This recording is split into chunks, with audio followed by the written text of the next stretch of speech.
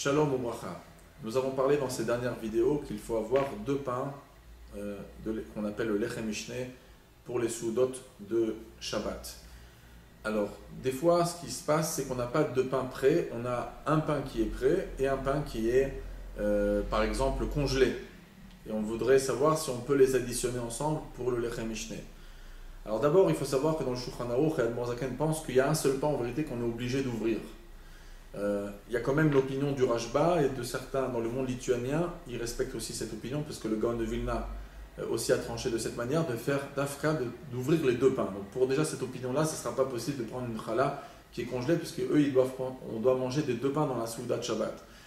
Mais concrètement, la majorité des opinions et celle de Chabad, c'est qu'on est obligé d'ouvrir un seul pain. Donc c'est pour ça que beaucoup de décisionnaires pensent qu'il n'y aurait pas de problème d'associer une challah qui est congelée avec cette challah. Comme ça, le Tzitz Eliezer, le Minchas Yitzhak écrivent. Mais quand même, le Shevet Eli Rav Wosner et certains rabbanim disent que ce n'est pas vraiment Kedai conseillé de faire cette chose-là, du fait que quand même, ça a l'air dans cette halakha, même qu'on nous dit qu'on doit faire la betsia, ouvrir un seul pain, mais que les pains, ils soient quand même des pains qui sont aptes à la nourriture de la Souda de Shabbat.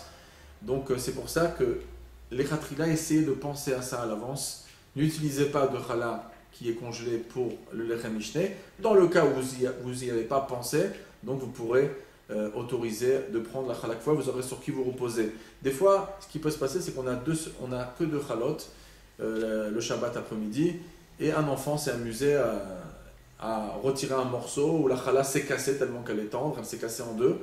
Alors, et on n'a pas autre chose. Alors, si on n'a pas autre chose, des fois on peut avoir par exemple un pain qui est mésonote et qui est encore entier, on peut l'additionner à un pain qui est motzi et les mettre ensemble.